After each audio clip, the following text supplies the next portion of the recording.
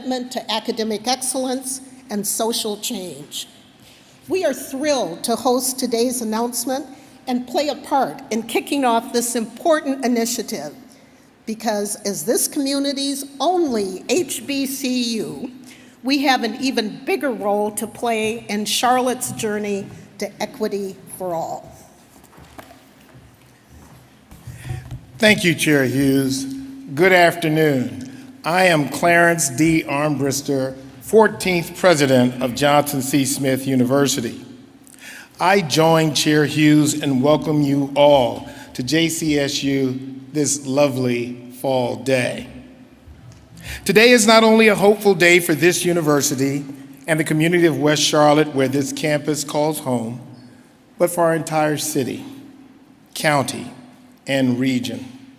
For too long, we have approached equity from our various individual silos, chipping away with fits and starts.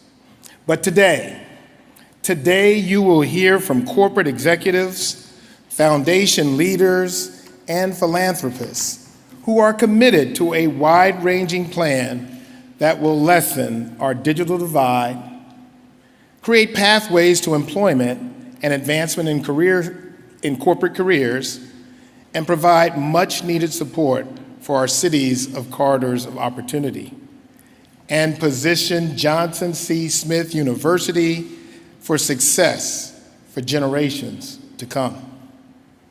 This public-private partnership has the potential to transform Charlotte into the standard bearer for cities looking to improve racial equity, social justice, economic opportunity, and upward mobility. As a university, I can promise you we are ready for the challenge that awaits. And as part of this community, we are equally ready for the change this initiative promises. Now, it is my honor to welcome the woman who has been the catalyst for this entire initiative, challenging each and every one of us to make real progress in tackling equity for all. May I present to you the Mayor of Charlotte, Ms. Vi Lyles.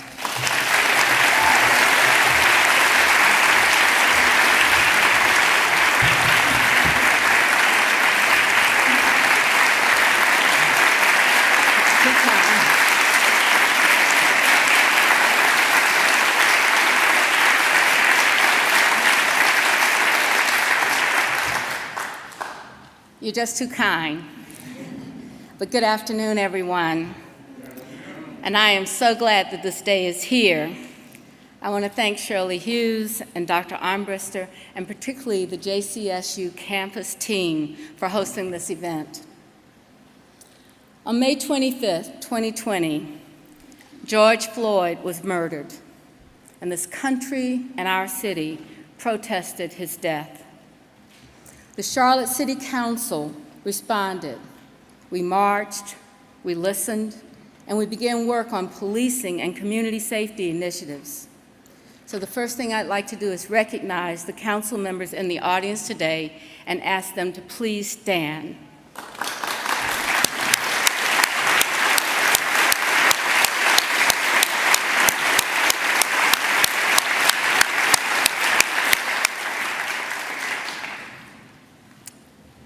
I would also like to acknowledge the many partners in our efforts to build community. One of the very first ones is the Mecklenburg County Commissioners. I'd like for them to stand and be recognized.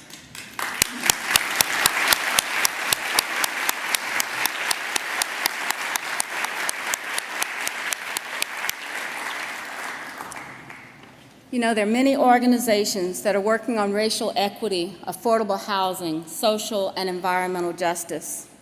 And there are many grassroots leaders, faith leaders, and community leaders that give so much of their time to these efforts every day. And so when you think about this, following the George Floyd protests and the beginning of COVID, the disparities in education, healthcare, and the wealth gap were clearly revealed. The weight of this responsibility of knowing the history and living through the history has long been carried by many of our residents that are Black and brown, by the many grassroots organizations, and often by local government as we try to deal with these essential issues that we have. Yet, in my opinion, to address systemic inequity, corporate America has to be at the table because they bring strength, their ability to create opportunity and engage with the civic efforts that are underway is really an important part of this initiative. Think about last week when Fifth Third Bank made a significant contribution to the West End corridor. Their contribution to that corridor of opportunity put a stake in the ground. And today is about more stakes in the ground. Today is actually a very significant moment for a lot of reasons, but for me it's a defining moment because today is about what we actually do so well, public-private partnerships. I want to thank the Charlotte Executive Leadership Council because when I came to them and said, what are we going to say, not just as government and not just as community, but what do we say from the corporate hallways, boardrooms? What do we really say? And they said, we will address this systemic inequity. So today, we are launching $250 million.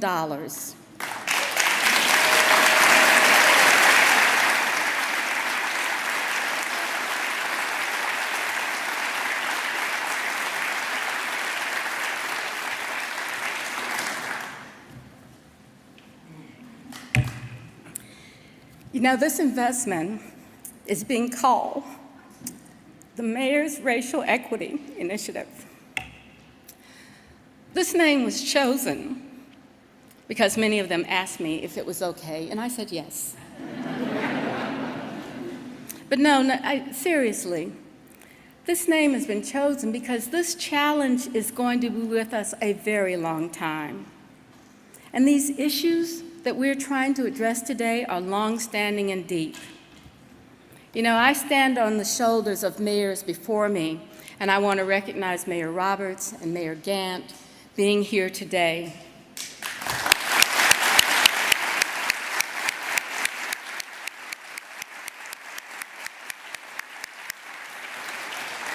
It is my sincere hope that those who follow me will stand for this effort, and it will be something that we will actually do and accomplish.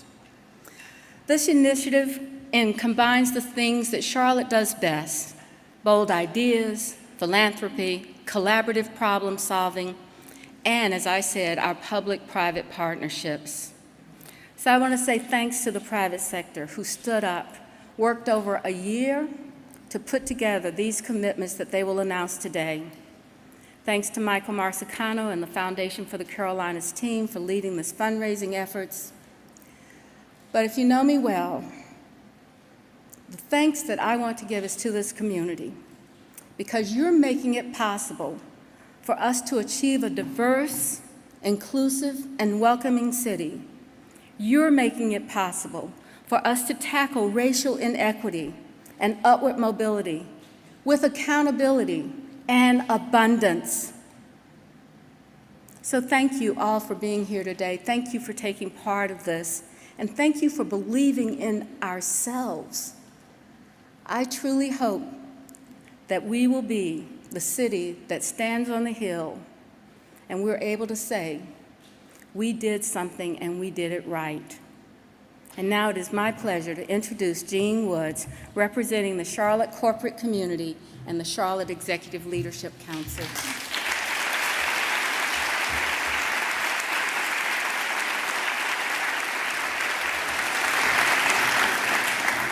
Good afternoon. Thank you, Mayor, for those inspiring words, your inspiring vision, and your relentless focus that brought us here today. My name is Gene Woods. I'm CEO of Atrium Health and also Vice Chair of the Charlotte Executive Leadership Council. And I have the honor to be here today representing Mike Lamach of Train Technologies and past chairs Lynn Good from Duke Energy and also Brian Moyningham from Bank of America and the full CELC Council. Since our inception in 2015, the Council has focused on accelerating solutions that position Charlotte as a national leader in economic vitality, in economic opportunity, and quality of life for all. That is why 26 CEOs and business leaders who make up the Council were excited to lead our effort to support the mayor in this unprecedented effort to address racial equity in a transformative way. In fact, the initiatives you will hear more about today perfectly align with the pillars of CELC, which are workforce development, education, and healthy communities. The mayor's work focuses on workforce through investments in minority-owned businesses, in corridors of opportunities, and the advancement of Black and brown people. And on education, with efforts to bridge the digital divide and support Johnson C. Smith, this will contribute to a better community, one in which all will have the opportunity to thrive. As the mayor's request, the CELC recruited key leadership in this effort and specifically asked Malcolm Coley, Charlotte's E&Y managing partner, and Janet Labar, president and CEO of Charlotte Regional Business Alliance, to serve as co-chair of the corporate response team. Malcolm also serves on the CELC and is vice chair of the CLT Alliance. Together, Janet and Malcolm deftly coalesced the business community through CLC, and it led us to where we're at now in celebrating this milestone event. In addition, more than 80 members of our individual organizations, together with other businesses, banded together to populate the work streams that over the last year developed the initiatives you will hear more about today. Going forward, the CELC will remain engaged in the mayor's racial equity work. Malcolm Coley, representing the CLT Alliance, and Mike Lamach, representing CELC, will serve as co-chairs of the oversight boards. These boards are designed to ensure accountability to the benchmarks and to the goals to be achieved. And funds will be held at the Foundations for the Carolinas and released at the direction of these boards. Our team members will also stay engaged in the work streams, continuing to provide input and connections to the initiatives as they launch and they grow. As you will hear today, the members of the CELC are extraordinarily excited about this and committed to this work because, as the mayor indicated, Charlotte has a long history of public-private partnerships. In fact, it's in our DNA, and it's really what differentiates us from other cities around the country. So today, members of our corporate community join with our public partners in support of an effort to position Charlotte as the definitive standard of an American city for achieving racial equity, social justice, economic opportunity, and upward mobility.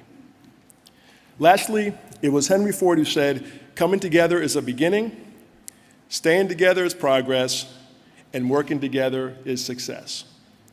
Our goal in this beginning is to stay together and to work together through every step of this journey until we reach our vision of the Queen City being the national model for equity and opportunity. So thank you for being with us today and celebrating this historic effort. And now I will ask Malcolm and Janet to join us here. Thank you.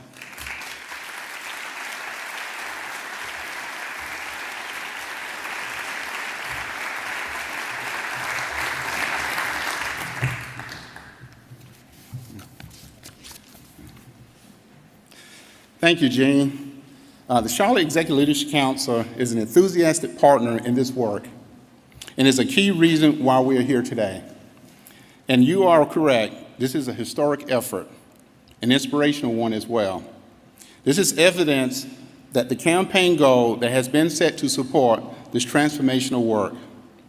The Mayor's Racial Equity Initiative campaign, a true public-private partnership, will raise $250 million to address inequities and boost opportunities in Mecklenburg County. Of the $250 million this initiative seeks to raise, 84% will be in the form of public dollars and philanthropic dollars and gifts and grants. 16% will be comprised of low-return debt and equity. These dollars will fund the initiatives of the areas of investments, which were developed over several months of work by numerous engaged leaders. Janet and I would like to share with you more details of these efforts. Investing in Johnson C. Smith. Today, we have the opportunity to transform Johnson C. Smith University, build on its 154-year history to position it among the top 10 historically Black colleges and universities in the nation. We can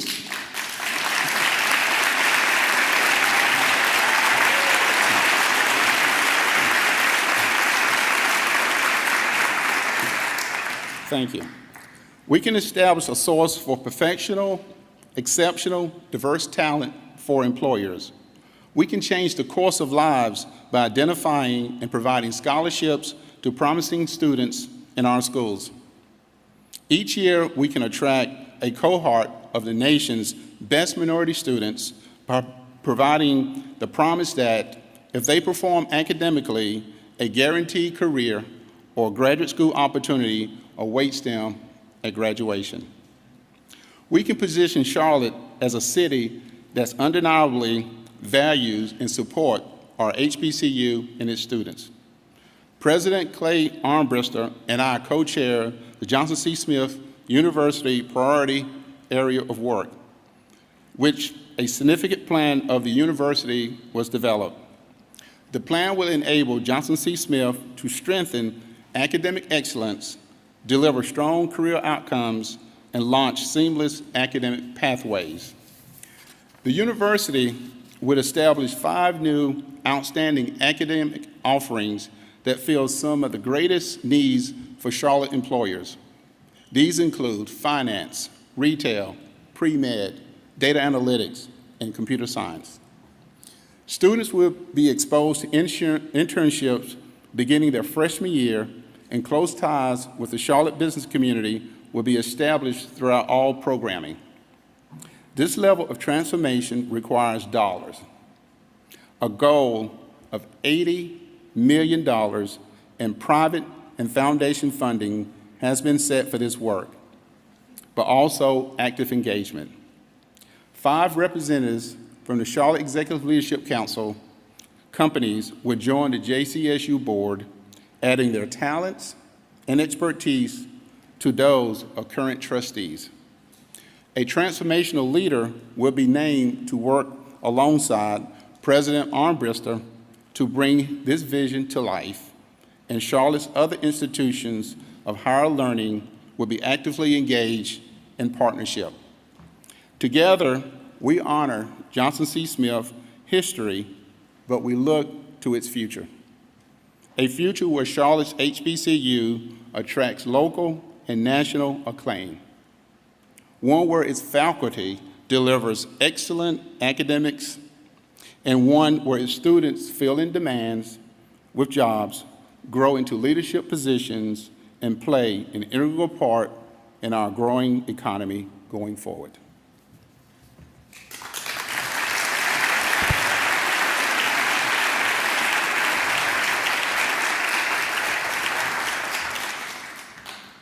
For me, JCSU means legacy, community, excellence, and a history of community organizing, not only for the city of Charlotte, but all of North Carolina. For the past 11 years, I've had the privilege and the honor of working with some of the most incredible minds that I've ever encountered. We are here potentially educating the next generation of leaders and those who will serve this particular community, but who will probably go on and be leaders at the global level as well. My name is Kendall Reagans, and I'm a freshman at Johnson C. Smith University studying political science. So both of my parents did go to Johnson C. Smith University, and this is where they met. Personally, Johnson C. Smith means an opportunity to be around people that look like me, that want an education, that want to see better for themselves. You're not going to be a number. You're not just going to be a person here. You're not just going to be at a small university. You're going to be a Smithite. It's important for Charlotte to have a thriving HBCU, especially when we think about the economy. Many of Charlotte's leaders and professionals are going to come from Johnson C. Smith University. Many of these students are going to end up right here in Charlotte. Charlotte will become their home. Why not begin to introduce the student body to the local opportunities early on to build that relationship?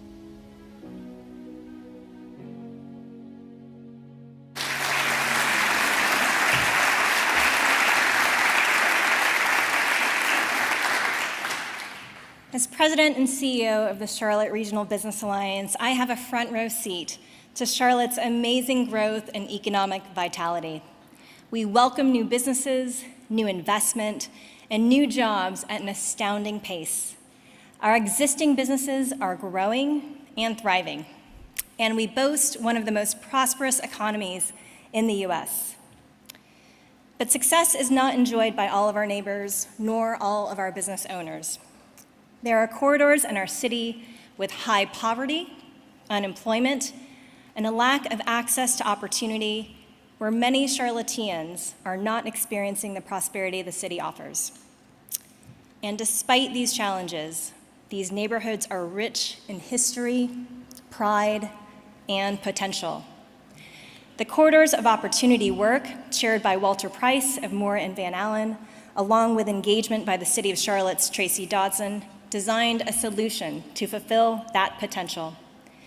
With an investment of $62 million from the public sector, at least $37 million in debt equity, and $10 million from the private sector, we will bring improved access to employment and better connectivity to workforce services and resources that strengthen neighborhoods.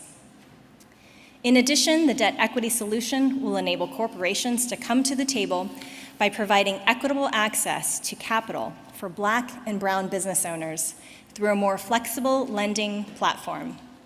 And direct grants will also be available to small businesses in the corridors to bridge gaps and open new doors.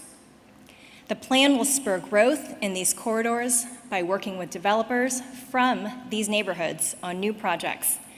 It will encourage companies to create employment centers to provide jobs and stability for those living in these corridors. The plan calls for the creation of an ecosystem that will enable minority-owned companies within our corridors to flourish throughout the business cycle by providing, yes, capital, but also access to lawyers, CPAs, mentors, and corporate partners to help with operations, marketing, and technology training that many of them cite today as barriers. This is transformation at work. This is how we help close the wealth gap.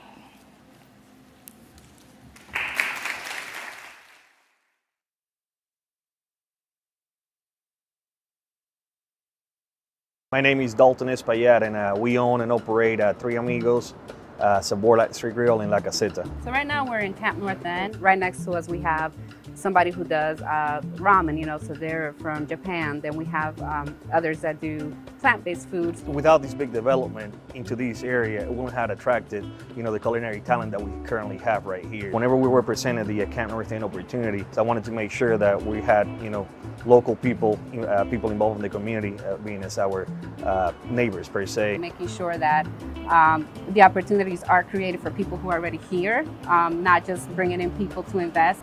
It is a connecting space, for Uptown, for NODA, and then the neighborhoods that are here. So it makes it accessible for people, regardless of their economic status, regardless of where they live. It creates opportunities for everybody. I'm the executive director of the West Boulevard Neighborhood Coalition.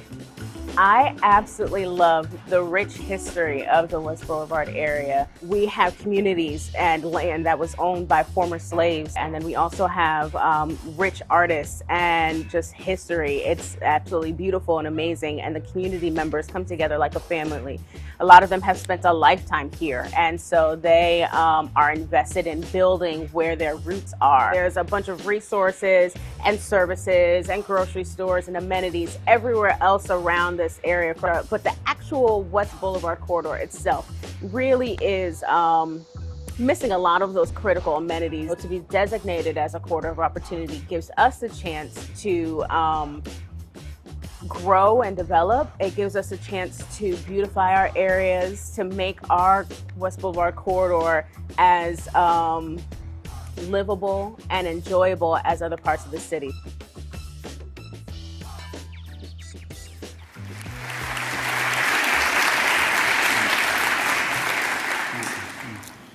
When COVID-19 struck and our school buildings closed, 16,000 were without the ability to connect digitally.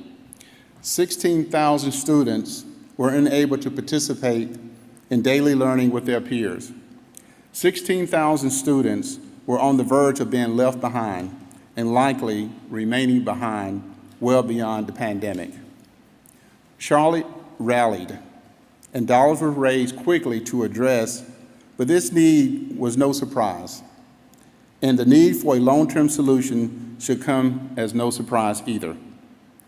For participation in our modern society, economy, democracy requires citizens to have the tools and know how to thrive, like the internet, a computer, digital, and information skills. Clearly, racial and digital inequities persist, preventing many students and families in our communities from obtaining the tools and know-how to thrive. In Charlotte, our estimates shows that 55,000 households lack internet in the home. Some estimates suggest over 50,000 households lacks a working computer, and an even higher number of citizens are in need of digital and information skill training. Yet, only 19% of North Carolinians have taken advantage of the emergency broadband benefit. To question this area priority team, led by Brad Wallace, my partner at EY, and Rob Focus of Avid Exchange, asks itself, how do we make our community the most digital, equitable in America? The answer starts in Charlotte history as a leader in digital equity efforts statewide and nationwide. It continues in a big way today on a pathway to ensuring that our communities, our neighbors, our friends, our businesses, and our youth and their families have the modern tools needed to thrive right here in Charlotte and Mecklenburg County. We will accomplish this through a campaign raise of $38 million from the public sector and $20 million from the private sector, which will enable the creation of the Center for Digital Equity. Housed at Queen's University of Charlotte, the center will partner with multiple existing grassroots and corporate efforts. We will provide devices that the households will own, internet access in vulnerable communities, and will ensure they have coaching to use the technology to its fullest benefit. Through this effort, Charlotte can aggressively address the digital divide and position all of our citizens to thrive.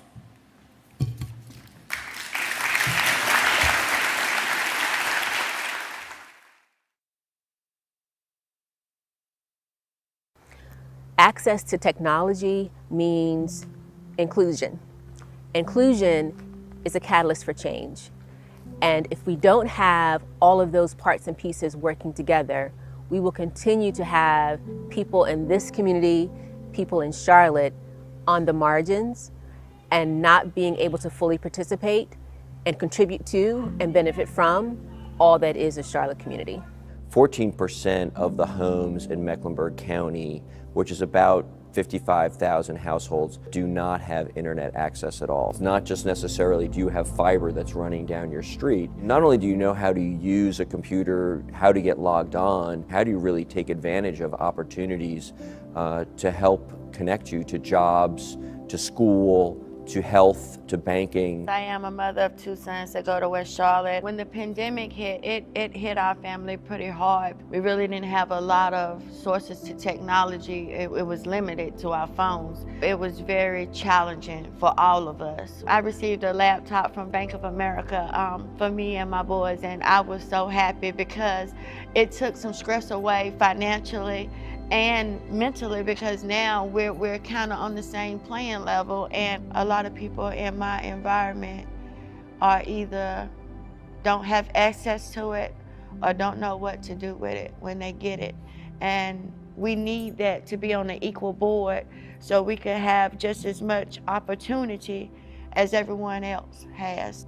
With racial equity, you have to start with what the actual end user needs, the family, the student. Different people in this community have different starting places. Yeah, as part of the initiative to close the digital divide in Charlotte, the first thing we're going to do is establish the Center for Digital Equity. And then we're going to have goals set for each of those 3 pillars that are part of the digital divide. So devices, internet adoption, as well as digital literacy. I think it makes actually Charlotte an example for how this can be solved throughout the nation.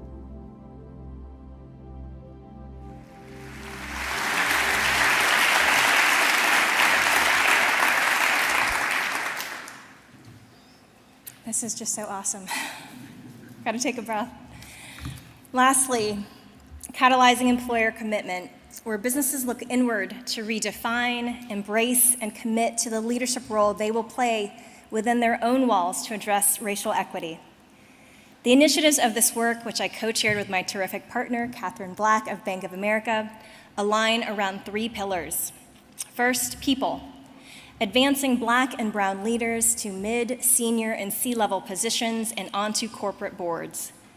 This inward look means more companies will assess their practices and policies around inclusivity and equity in development and advancement in career progression. It also means they will establish baselines, set goals, and report progress with regularity. Second, pipeline. Expanding workforce pipelines for Black and brown talent, helping them earn the credentials and learning experiences needed for high-demand, livable wage careers. Charlotte already has a strong coalition of talent, education, and workforce providers. Many of you are in the room today. But we've yet to maximize the potential of connecting more employers to our educational and workforce ecosystem. We'll push for more partnerships with providers and launch a centralized portal that connects our talent pipeline with resources and employers. And third, partners. Investing in supplier diversity and deepening minority-owned supplier relationships. We'll work with employers to set concrete goals for contracting with minority businesses and prioritizing diverse suppliers. And we'll leverage the corridors of opportunity work on small business capitalization. Within the total of $3 million in campaign funds, the Charlotte Regional Business Alliance will establish an employer office of inclusion and advancement. While it's a small portion of the campaign total, this work represents and supports tens of millions of dollars that employers will invest within their own organizations to commit to racial equity through hiring, advancing, and contracting with Black and brown talent. The Employer Office of Inclusion and Advancement will aggressively support companies on this journey. And it is a journey, one that requires leadership commitment, support structures, intentionality, and transparency. Achieving success in employer commitment requires us to hold ourselves and each other accountable, and if today is any indication, the business community is here, committed, and ready to lead change.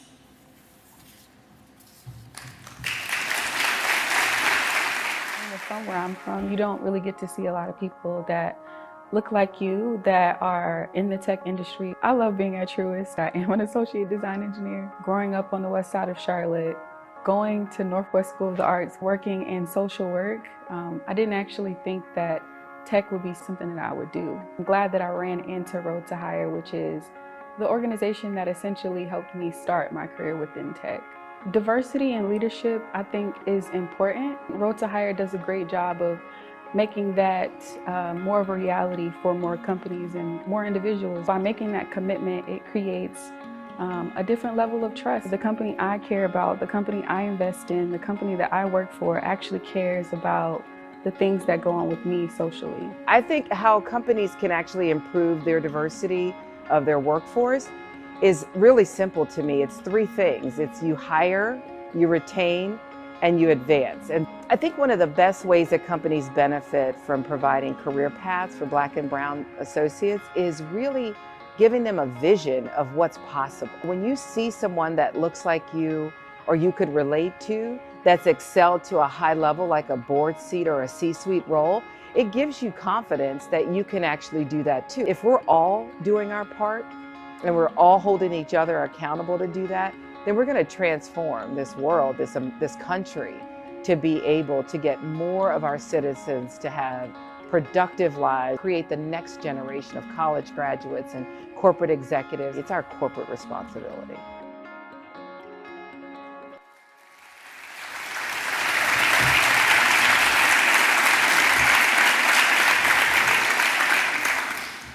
In the wake of George Floyd's murder and the unrest that followed, Mayor Lyles set a vision for a bold partnership on racial equity. She asked the corporate community to join her, and we enthusiastically agreed. Through almost 18 months of engagement and co-creation of potential solutions, we are here today with transformational community initiatives, with energy, excitement, and determination to achieve racial equity, social justice, and economic mobility. These 4 initiatives will forever change Charlotte for the better. It has been a personal honor for both Malcolm and me to be a part of this creation, to work alongside so many passionate and dedicated people in organizations spanning government, education, nonprofits, and business.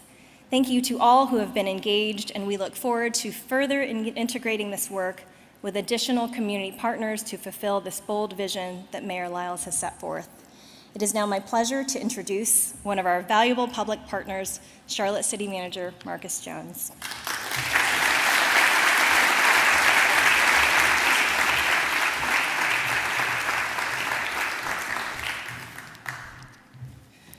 Good afternoon. First and foremost, I'd like to say thank you to the mayor and the city council for bold vision.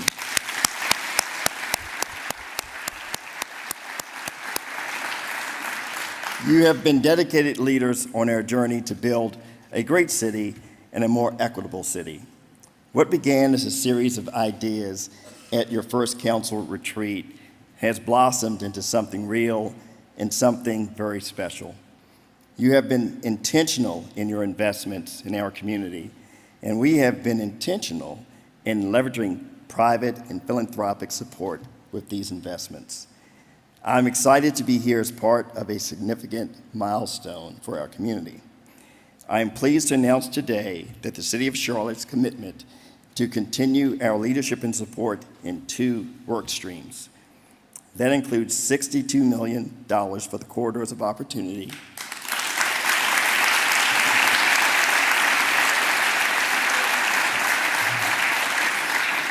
and $10 million for digital inclusion.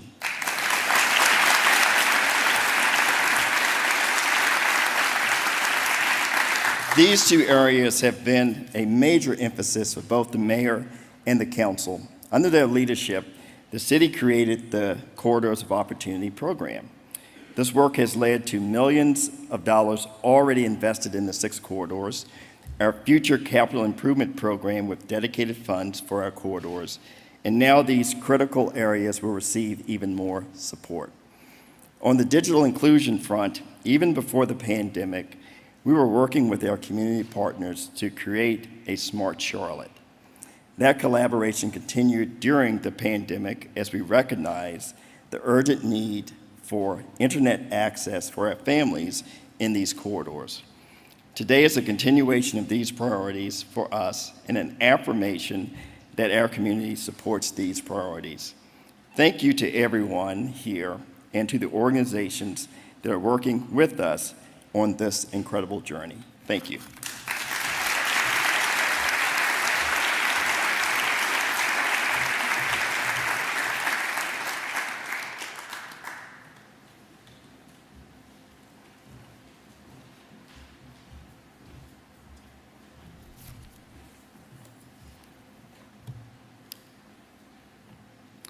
Good afternoon. My name is Jewel Hoover, and I serve our community as board chair for the Foundation of the Carolinas. We are pleased our professional team has the opportunity to work in close partnership with the Charlotte Executive Leadership Council and our 3 local governments. In recent years, we have all worked collaboratively to raise significant funds for upward mobility, universal pre-K, affordable housing, the COVID Response Fund, the Arts Infusion Campaign, and now the Mayor's Racial Equity Initiative. The Foundation is an institution we count on to raise funds for such community-wide priorities. We are also called on to serve as stewards of the funds raised, a role we take very seriously. And it is a role you have requested us to play again in this profoundly important effort before our community today. Your confidence and faith in the work of the Foundation is most affirming. So let's get to it and raise some dollars.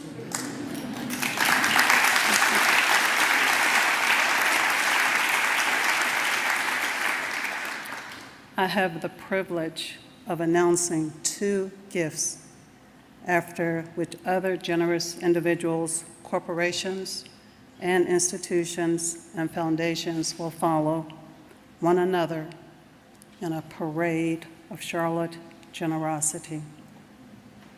Our efforts have already captured national attention, even though we have just begun.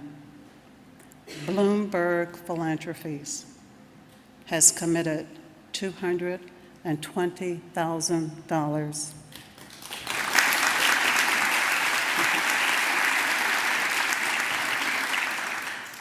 $220,000 for an important pilot component of one of the work streams. Also, Mike Lamach, Executive Chair of the Board of Directors of Train Technologies and current Chair of the Charlotte Executive Leadership Council, along with his wife Mary, have generously committed $500,000.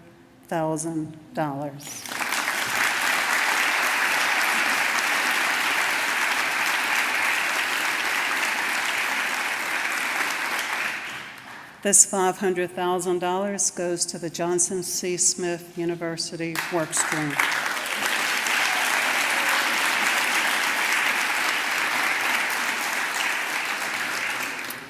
We are grateful for Mike's leadership of CELC, and we appreciate the generosity of your family. Well, we're off and running. With dollars beginning to add up, who will follow Michael Bloomberg and Mike and Mary Lamach with more generosity? Thank you.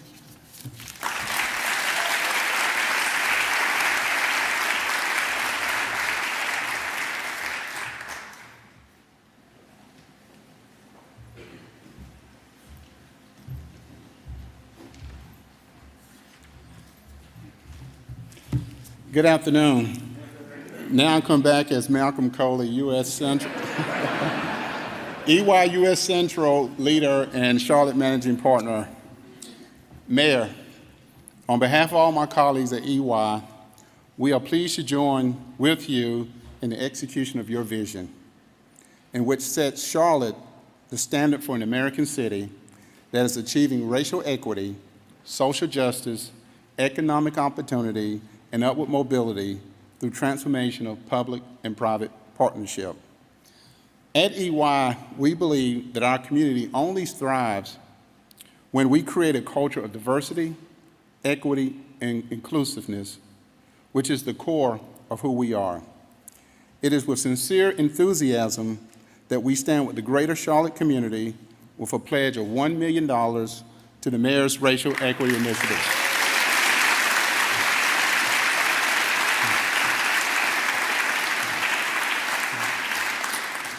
This $1 million will be allocated $200,000 to the digital divide and $800,000 to Johnson C. Smith University. So Mayor, thanks again for your leadership and your bold vision for making our city the city on the hill. Thank you.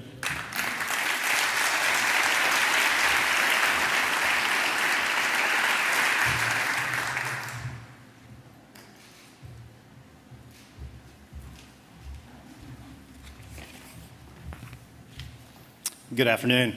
I'm Walter Price with Moore Van Allen, and I'm honored to be here today in my role as the past co-chair of the Charlotte 2020 Host Committee. As you may recall, the Host Committee was the nonpartisan organization established to assist the city's efforts to support and host the 2020 RNC in Charlotte. I'm pleased to be with you this afternoon to share our organization's support for the Corridors of Opportunity as part of the Mayor's initiatives. First, I'd like to recognize and thank Mayor Lyles, our City Council, our City Manager, Marcus Jones, and Assistant City Manager, Tracy Dodson, for their tremendous leadership and vision over the past few years and several years in the corridors. On behalf of our board and our leadership team, I'm pleased to announce that the Charlotte Host Committee will be providing $1 million to support continued grants and investments in the corridors.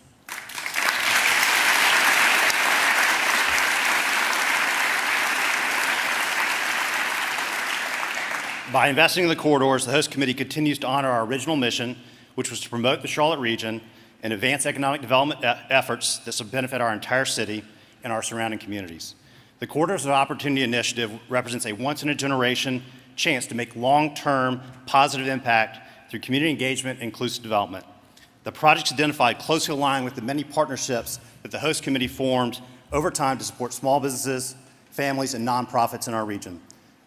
Our $1 million investment will help support the city's continued efforts to advance important community priorities in the 6 corridors, such as affordable housing, public safety, transportation, infrastructure, and workforce development. Again, on behalf of the leadership of the Host Committee, through this contribution, we're honored to leave a lasting impact on our community in a way that promotes growth and economic opportunity for all in our city. Thank you.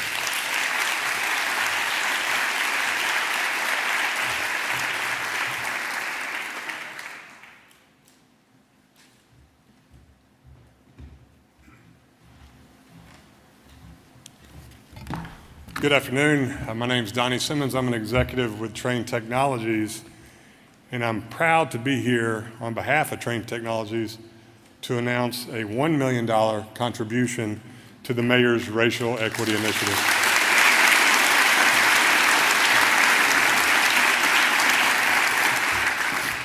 With more than 1,500 employees in the greater Charlotte region, we're committed to taking an active role in making Charlotte a vibrant, diverse, and inclusive community. That means a community with equitable access to quality education, pathways to meaningful career opportunities, and sustainable futures for all people.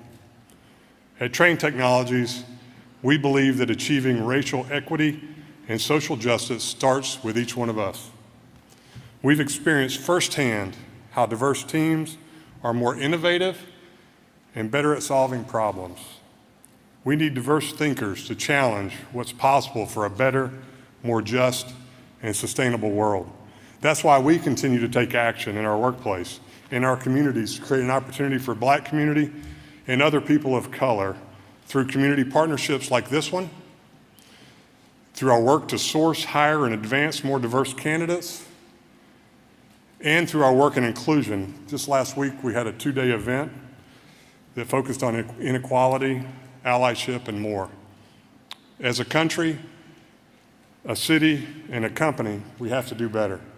We are committed to do just that and proud to be part of this historic partnership to accelerate action here in Charlotte. Thank you.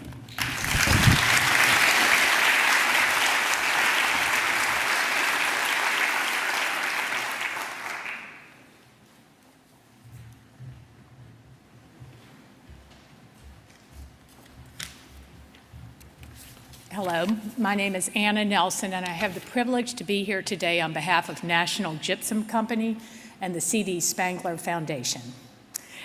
We are proud to support this vital cause, and that's why we are making a $1 million commitment to the Mayor's Racial Equity Initiative, specifically in support of erasing the digital divide.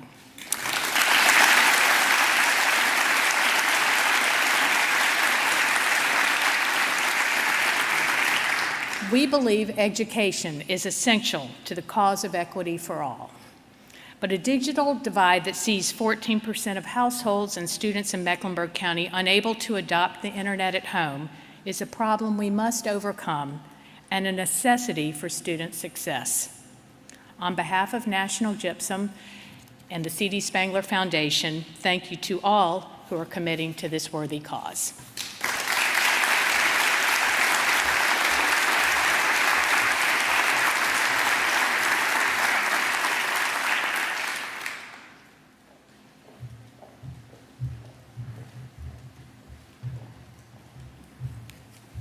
Good afternoon. How's everybody doing?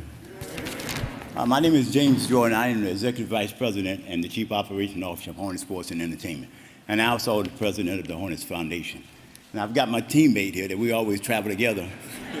So I wouldn't come alone as our board Freeman. He's the President and the Vice Chairman of Hornet Sports and Entertainment. The Michael Jordan family and the Charlotte Hornets Foundation are proud to support the Mayor's Racial Equity Program. We have come here today to understand and to announce a gift of $1 million. The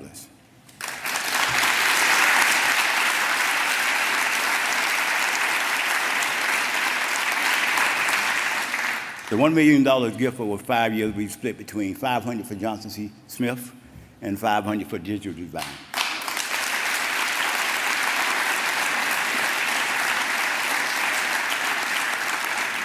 On the family's behalf and behalf of the Hornet Sports and Entertainment, this is what we want to do, and thanks, Mayor. We're always in it with you. Thank you.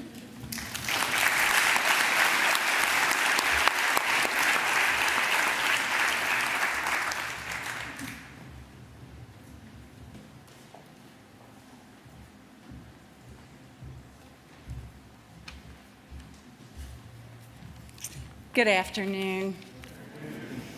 Thank you to Mayor Lyles, the Foundation for the Carolinas, and to my fellow business peers represented here. I'm Julie Jansen, Executive Vice President and CEO of Duke Energy Carolinas, and I'm so excited to announce Duke Energy's $3 million contribution to the Mayor's Racial Equity Initiative.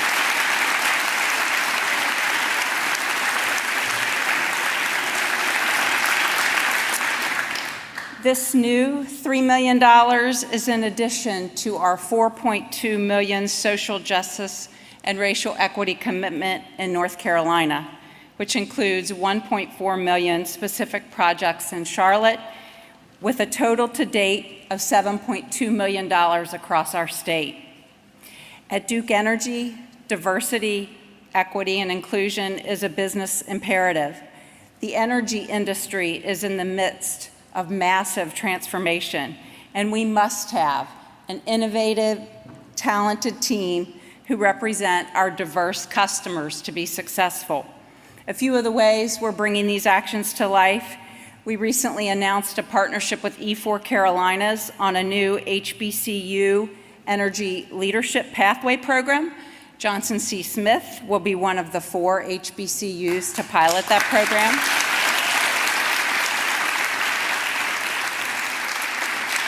We are evaluating our practices across the entire hiring life cycle, from how we attract a diverse pool of candidates to how we interview and to how we hire. We're intentional about providing diverse talent with development opportunities to accelerate their readiness for the next step in their career. And since 2016, we have spent $6 billion with diverse suppliers.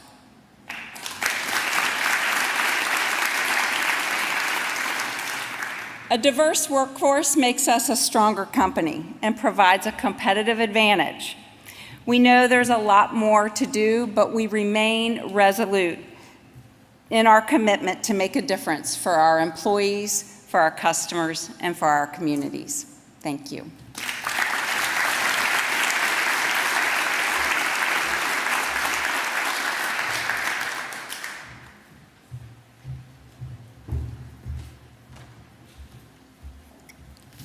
Good afternoon. Can I just say that the mayor and Gene, the CELC, and Michael Marsicano, the foundation, you really know how to throw a party. Because listen, if we cannot accomplish the things that we need to accomplish in this community with the people that are in this room, it cannot happen.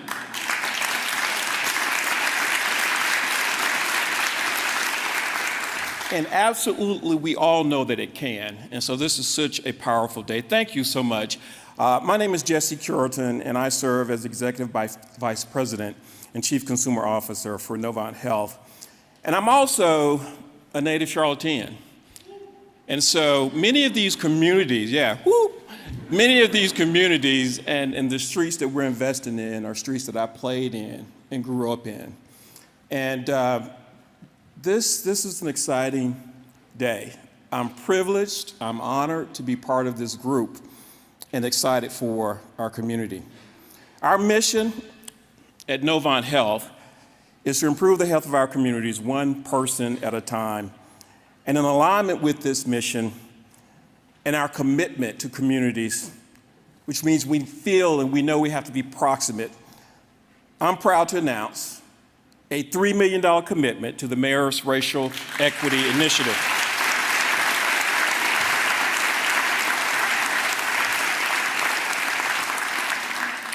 At Novant Health, we have a long history of being engaged in the communities that we serve, so that as we heal bodies, we're also healing neighborhoods, cities, and regions.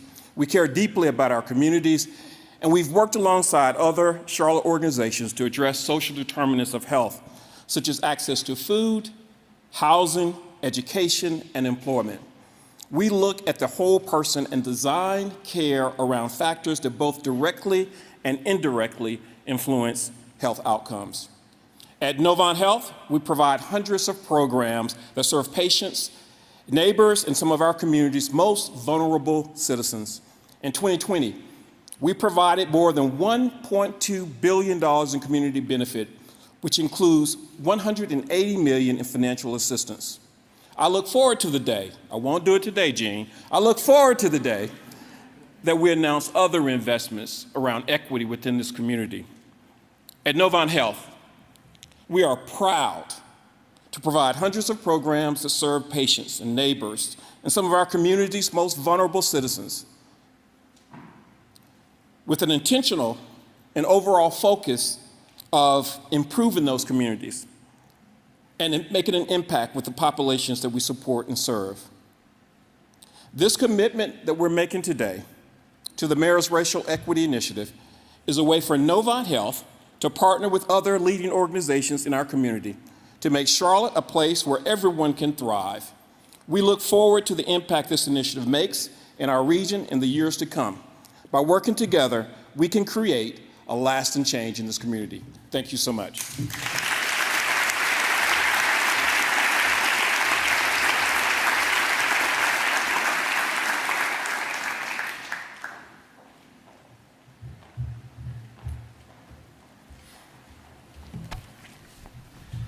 Good afternoon. My name is Michael Marsicano, and I serve as CEO of Foundation for the Carolinas. A generous donor to this important initiative, Rick Elias, could not join us this afternoon and has given me the honor of announcing his personal gift. While Rick spends most of his time leading the remarkable enterprise Red Ventures, he is a civic leader and a philanthropist as well. Rick is deeply committed to economic opportunity and racial equity, with a long list of generous gifts in support. He is passionate about the nexus of education, training, and upward mobility. Countless individuals have advanced professionally and economically because of his philanthropic pursuits, including Road to Hire and Golden Door Scholars, nonprofits he founded.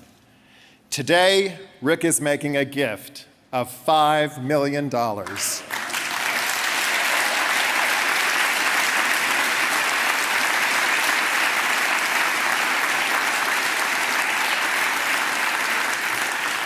the Mayor's Racial Equity Initiative for the students of Johnson C. Smith University.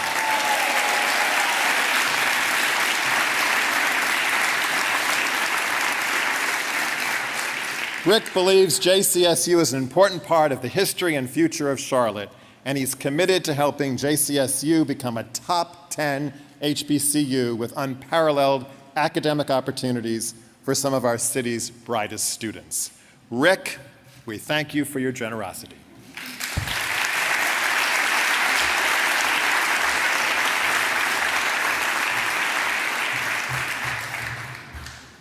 Good afternoon, everyone. What an incredibly exciting day. I'm Jeff Brown, Chief Executive Officer of Ally. It's exciting to be here today to support the Mayor's Equity Initiative. Simply phenomenal and fantastic.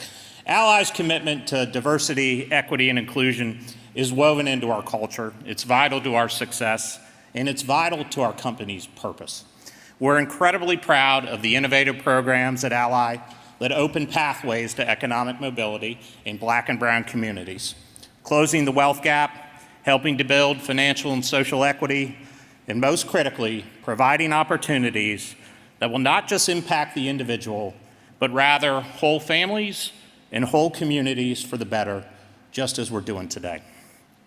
The importance of giving back to communities where we live and where we work is embedded in the heart of our company. And with that in mind, today, I'm especially proud to announce that the Ally Charitable Foundation will support the Mayor's initiative with a $5 million gift. Thank you. $2 million of those fundings are going to be used to support the digital divide and another $3 million to support the debt and equity needs of small businesses in the corridors of opportunity.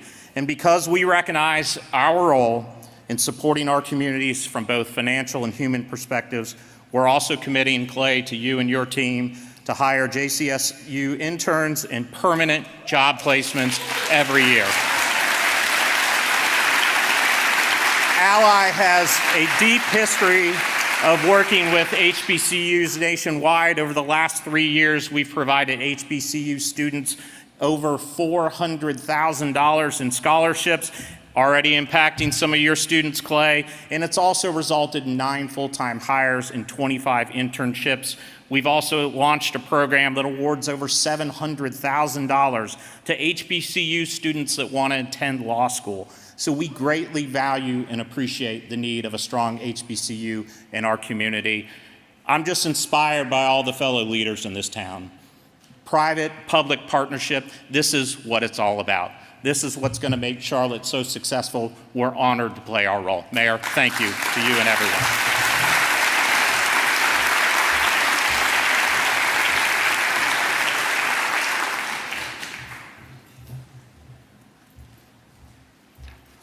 Good afternoon.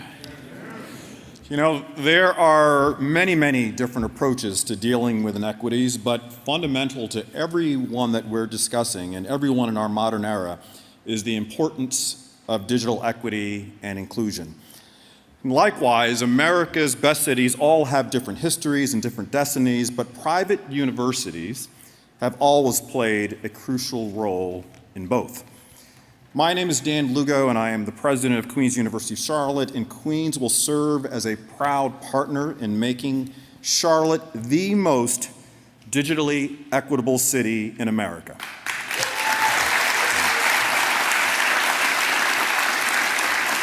This is a goal is critical to improving racial equity and economic mobility, and one that is attainable if we work together. Recognizing the transformative power of technology and reaching those in our community who need it most is work that Queens has been doing for years.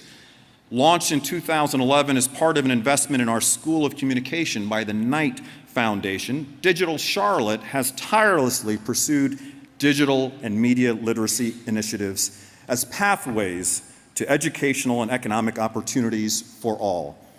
As such, we are uniquely positioned to align $5.7 million in financial resources to lead a broad coalition of public and private partners and citizens in reaching our goals.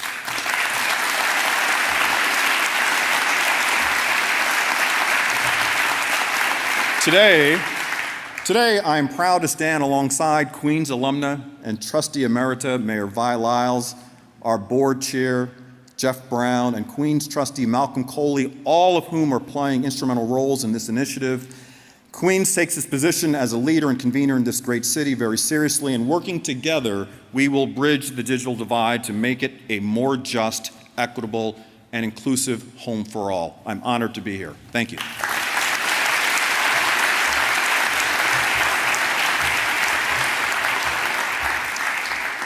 Good afternoon again. Gene Woods here, proud to be representing my Atrium Health family, all 70,000 of them. And I'm here to announce support for this transformative initiative. Atrium Health will be contributing $22.8 million to this initiative.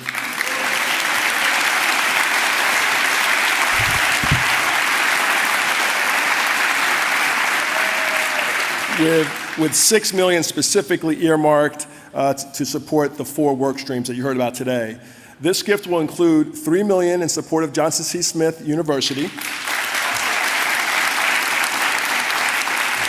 which will include $1.5 million from our Bishop E. Battle Scholarship Fund towards tuition and pipeline programs for students pursuing careers in healthcare.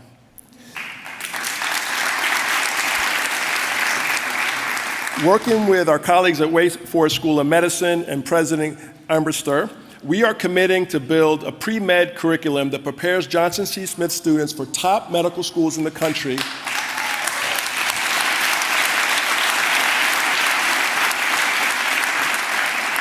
including the one we will build here in 2024. Because every Johnson C. Smith student deserves the highest quality of health care as they pursue their academic dreams, we will also operate the healthcare system, the student healthcare system right here so that they have the highest quality of health right here on campus. Further, we'll be investing $18.7 million in the corridors of opportunities. Of this, $2.5 million will be put towards a fund to extend the work of City of Charlotte, helping to finance and provide pathways for minority-owned firms to participate and grow. We are in the planning process also of opening new community health centers in the corridors of opportunities to provide health care to the residents there where they live, work, and play, and to enhance our commitment to affordable housing. We're also donating 2,000 laptops to help bridge the digital divide.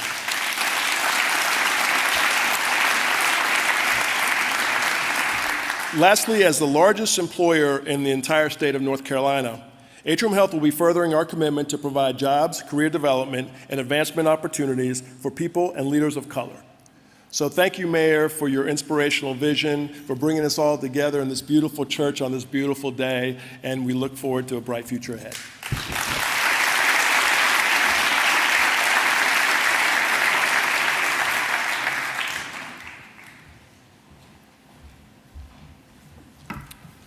Good afternoon. My name is Seth Irvin, and I serve as the Chief Strategy and Innovation Officer for the Charlotte-Mecklenburg Library. And on behalf of the Charlotte-Mecklenburg Library CEO and Chief Librarian M.T. Turner, who unfortunately could not join us today, I want to express our organization's pride in being a small part of this esteemed gathering. The Charlotte-Mecklenburg Library's mission is to improve lives and build a stronger community. At no time in recent history has that mission been challenged and hindered more than during the COVID-19 pandemic. On March 18, 2020, all 20 of our branches closed. They would not reopen again until June 1st, 2020. During those 75 days, thousands of Mecklenburg County residents were denied access to the internet and the technology that so many depend on. Communities like West Boulevard, Hickory Grove, and Betty's Ford Road immediately felt the pain of what it meant to have no access to connectivity just when access to connectivity became critical to life, much less participating in the economy and in our democracy. It was during this time the library began to ask critical questions framed into a challenge. How might we bridge the digital divide when our library branches remain closed? Working in partnership with both Mecklenburg County and the City of Charlotte and our Library Foundation, we were able to demonstrate a model that worked. During the past year, the library leveraged CARES Act funding to deliver 2,700 free MECTAC computers into the hands of residents who needed a working and dependable device. Thank you. Through this investment, we've been able to showcase a model of how libraries can provide communities with technology they need now more than ever. Now, thanks to the Emergency Connectivity Fund, Charlotte-Mecklenburg Library is ready to scale this effort to the next level. From this federal funding, which stems from the E-rate program, the library has secured $8 million. And with that investment, we are planning to work with this coalition to distribute 20,000 free MedTech devices.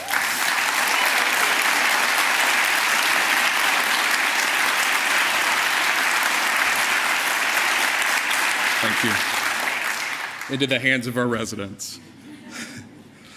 Also, in addition, thanks to a generous grant from the Institute of Museum and Library Services and a generous grant from the Knight Foundation, the library is piloting a free community network in the West Boulevard corridor, providing free internet access to over 800 households.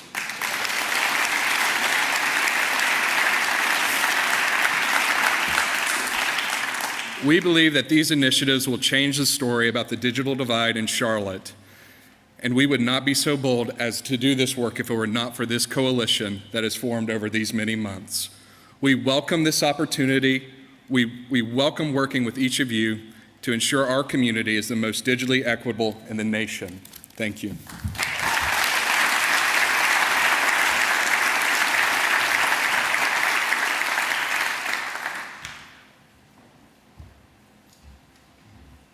Good afternoon, everybody. I'm Bill Rogers, CEO of Truist, and while I'm relatively new to Charlotte, Jesse, thanks for making it very clear what it means to be invited to a party in Charlotte. We are very pleased to partner with so many of you here today to support the Mayor's Racial Equity Initiative. At Truist, our purpose is to inspire and build better lives and communities. So on behalf of Truist and our 53,000 teammates, we are making an $8 million commitment today on behalf of this initiative.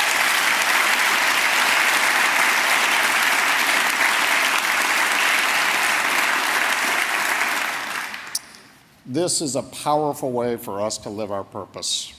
Our $3 million grant to this wonderful institution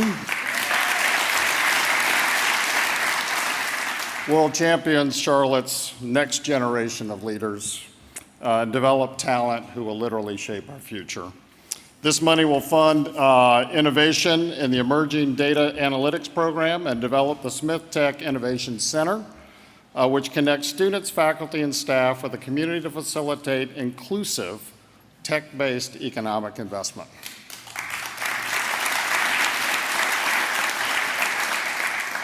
We're also committing $5 million that will help ensure minority-owned businesses along the corridors of opportunity will have equitable access to capital.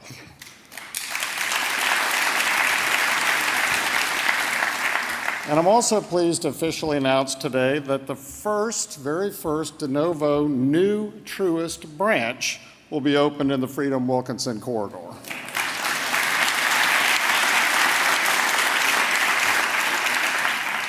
We're also helping to close the digital divide by supporting schools like Hidden Valley Elementary through our homepage and E2D programs. We're strengthening the stability at home by investing and expanding safe and affordable housing.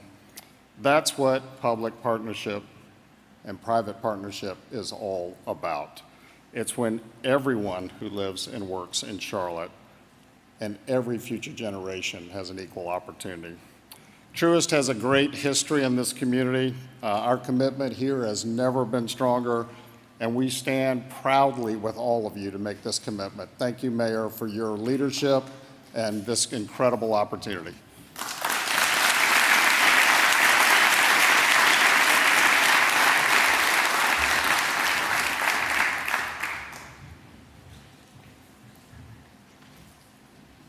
Good afternoon. It's great to be here. So I'm Marvin Ellison, the Chairman and CEO of Lowe's Home Improvement. On behalf of the 300,000 employees we call associates, it's great to be here. And we believe at Lowe's that not only do we serve our communities with products, we serve it by taking steps to make all of our communities better. And I grew up in an environment that was economically challenged. In other words, I grew up poor. But my parents taught a couple of great lessons. They taught us the importance of richness of Christian faith and the importance that education creates the pathway out of poverty. And so with that, I'm delighted to say and announce the Lowe's will be making a $10 million commitment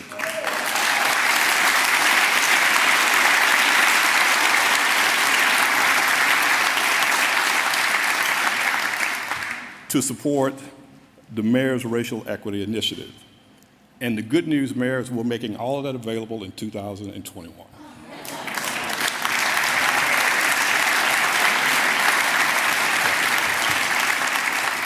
Look, we hope these funds help to create a pathway of opportunities within Charlotte, bridging the digital divide, supporting this great university. And to Mayor Lyles and to President Umbrister, I'm a big believer that you support initiatives, but I'm a bigger believer that you support people. And so to both of you, this commitment would not be made without the two of you and your leadership. So thank you very much.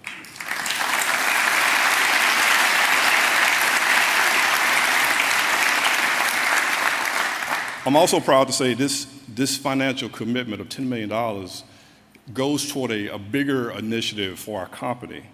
Within the last 12 plus months, we've committed roughly $100 million for minority grants for small businesses, for affordable and safe housing in minority communities, and to hire more minority and Black talent. I say often to my team, the key thing is to talk less and do more. And that's what we're trying to do here. So I'm excited to also announce that we're going to be working with JCSU on their new retail management program.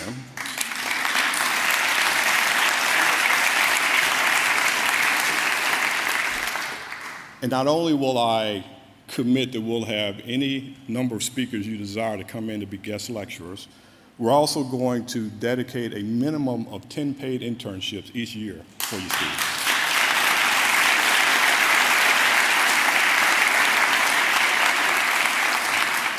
And as quick as you can graduate them, I guarantee you I can hire them equally as fast. So send them my way, please.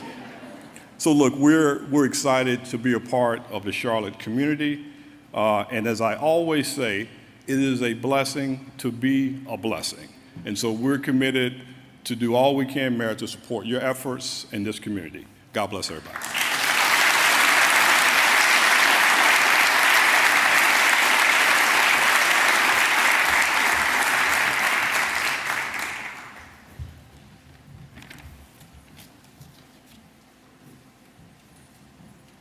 What a great day. Hello, I'm Keith Cockrell, President of Bank of America Charlotte. And it's exciting for me to be with you today as well. For all of us here in Charlotte at Bank of America, we're proud to support you, Mayor, on this initiative. Our total commitment to this initiative will be in the form of $25 million.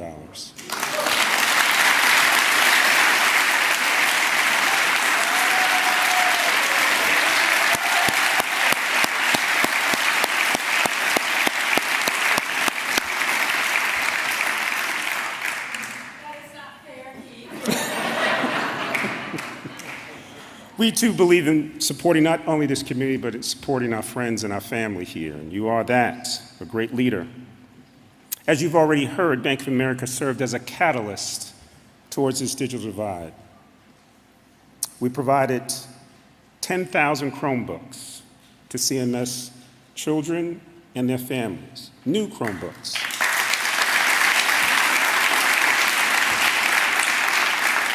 With our partnership with E2D, we were able to distribute those Chromebooks in time for the start of the school year this year, so they could provide those. We're proud of the fact that we offer a minimum pay of $21 an hour at Bank of America, but even at Bank of America, you can't apply for one of those $21 an hour jobs if you don't have an intelligent device. We don't take paper applications. So something as fundamental as technology is truly fundamental to the future of all of us. In addition to the devices, We pledged 10,000 hours of volunteer service by our teammates to mentor and support these students so we can find the next Jesse Curitan within our school district.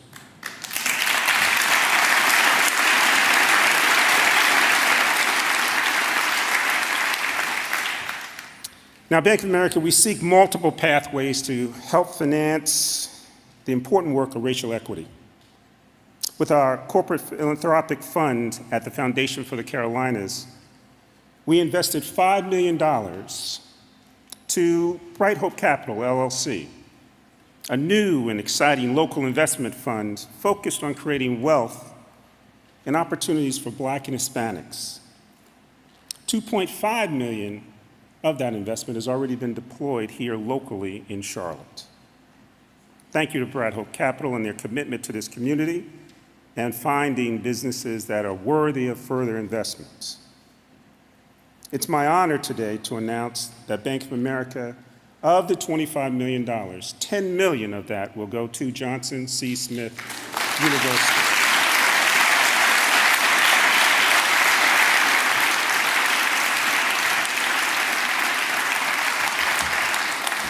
Clay, we believe in this gold and blue blueprint. And finally, we're providing $6.5 million in below-market financing for economic development in the 6 corridors of opportunity.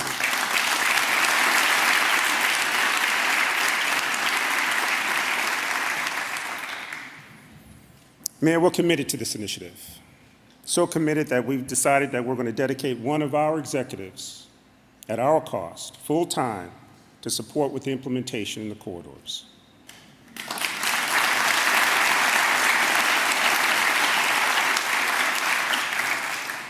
Our support of the city and Johnson C. Smith University is the most recent commitments that we've made to Charlotte, our home, our hometown, and part of our company's $1.25 billion initiative over the course of the next 5 years to help advance racial equality and economic opportunity.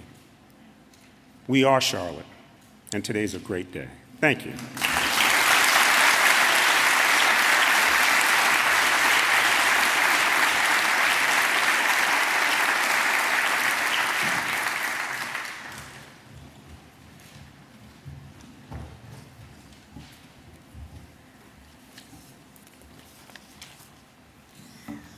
Good afternoon. I'm Minor Shaw, Chairman of the Board of the Duke Endowment, and I'm joined by Dr. Gene Spalding, one of our Vice Chairmen. We also have a number of our trustees and staff with us today, and we are all thrilled to be here with you on this very special occasion. When our founder, James P. Duke, established the Duke Endowment in 1924, he named Johnson C. Smith University as one of the 4 schools in North and South Carolina that he wanted to support with his philanthropy. Johnson C. Smith has experienced many exciting changes in the nearly 100 years since then, and the Duke Endowment is honored to have been one of Johnson C. Smith's partners along the way. Our partnership continues today as we strongly support these critical efforts to advance racial equity, diversity, and inclusion for all. The Duke Endowment is grateful for the opportunity to join with businesses and community leaders in this significant work. This is a transformational time for the city of Charlotte and also for Johnson C. Smith University, which is why I am especially pleased to announce today the Duke Endowment's new commitment to Johnson C. Smith University of $40 million.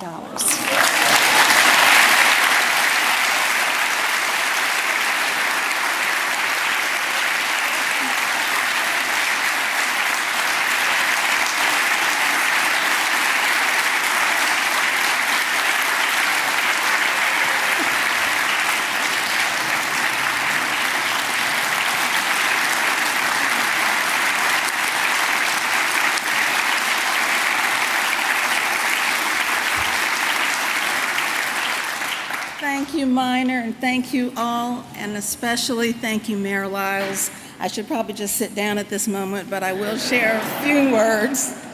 The Duke Endowment is incredibly proud that our funding will help Johnson C. Smith University advance their strategic plan, and most of all, to thrive as it launches new academic programs, strengthens career opportunities, thanks to many of you all here, enhances scholarships and financial aid, and develops deeper academic and corporate partnerships.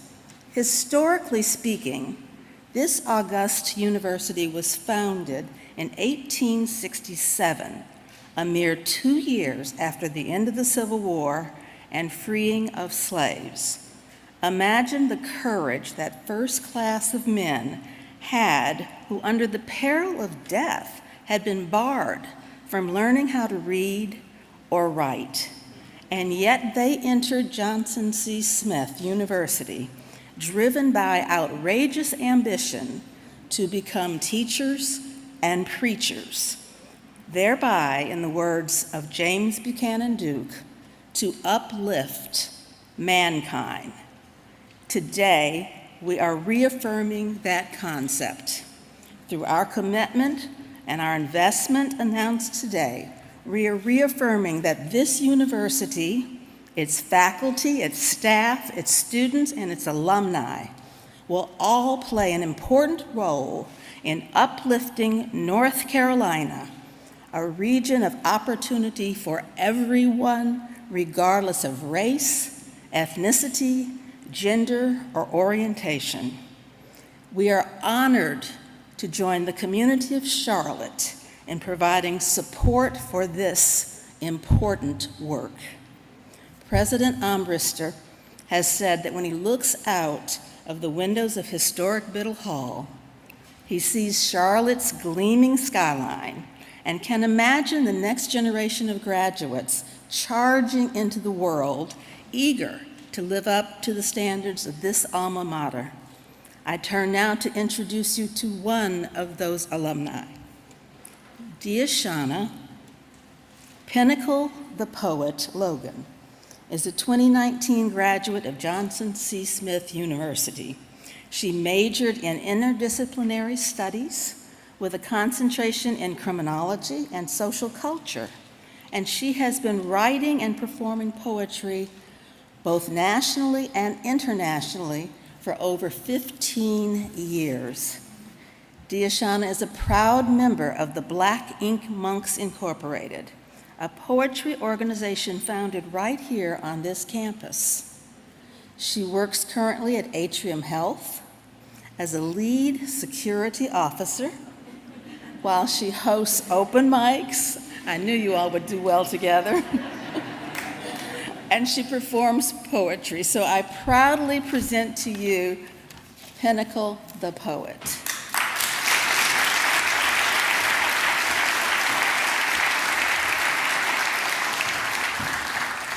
Before I get into the poem, as a proud alum of Johnson C. Smith and a member of this community, I just want to say thank you to all of the donors, because it just is going to help catapult all of the people forward, you know, striving to be better. And I'm a direct reflection of that, because Johnson C. Smith still gives me opportunities today. So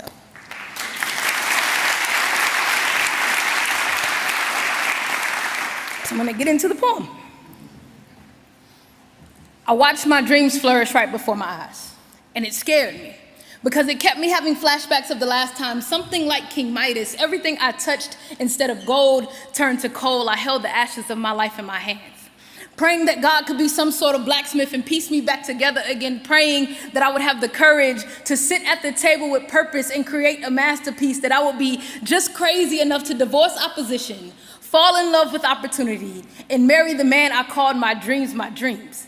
I thought were washed up with yesterday's mistakes, thrown out with last week's junk, locked away with last month's failure to appear. But then one day I was just crazy enough to believe again. C. Johnson C. Smith helped me become a poet. But God, he gave me a gift. And these words are the reflection in the mirror I was too afraid to see. My poems are the trip to the psychiatrist free of cost. My team of poets is the army, always ready for war, prepared to heal your battered and bruised soul. Poetry saves lives. And no, I do not stand here and attest to be a preacher, but this is gospel. So I came here today to tell you that to chase your dreams, become a stalker to perseverance, live each day like it's your last and make it last, leave your mark on this world, etch your name in time so that your children and your children's children and their children will breathe the very air of your existence even when you're not there. Be the Jordan of your time, the Muhammad Ali of your era, break records like Derek Jeter and go toe to toe with your opponent and win every single time like Floyd Mayweather. But more importantly, be like Christ. Change the world one prayer at a time. Make miracles happen every single day. Litter the land with love. Drop bombs of greatness on Baghdad. Sprinkle creativity on Costa Rica. Kiss Kenya with kindness. Sing songs of success with Singapore. Let's all declare war. Because you are never too young to make a difference. You are never too old to change the world. Somewhere deep inside, every single person in this room wants the same thing. So let's all make change and chase our dreams. Thank you so much.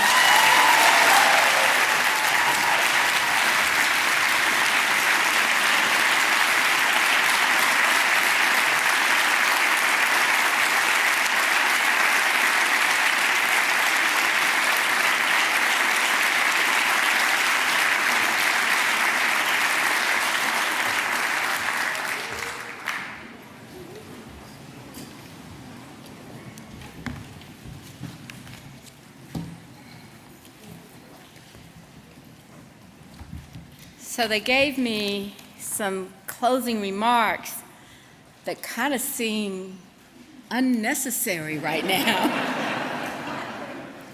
Now, as a politician, you're always supposed to have something to say, but I'm not so sure that I have not heard everything I need to hear and listened hard to everything that I've heard. And thank you, Deshauna, for saying, make miracles happen, because I believe today we have made miracles happen.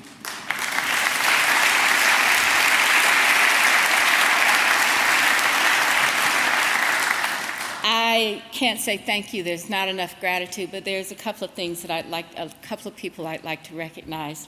As Alish Dashu and the school board members, are you here? Are you still here? Please stand.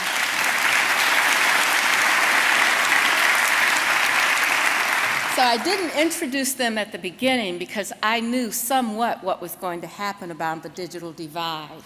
And I want you to know how committed we are for those children that lost a year of learning, that are black and brown and Title I, whatever you want to call them. They are our focus. So thank you.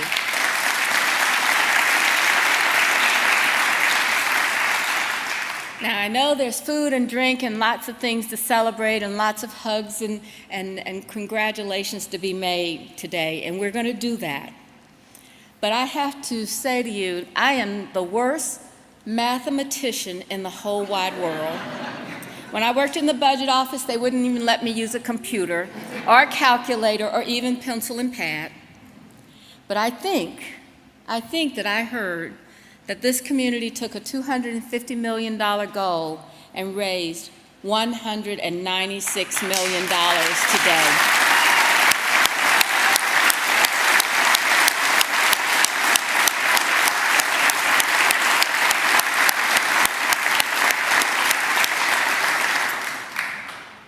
I want to ask the members of the City Council to stand again, please. Because this community has just entrusted in us something greater than we've ever imagined. And my hope and goal is that we continue to push this forward in a way that, as the poetry said, makes this mark in our city today. Now, grassroots leaders, Mary, come on, stand up. All of you that are grassroots leaders, come on, stand up, please.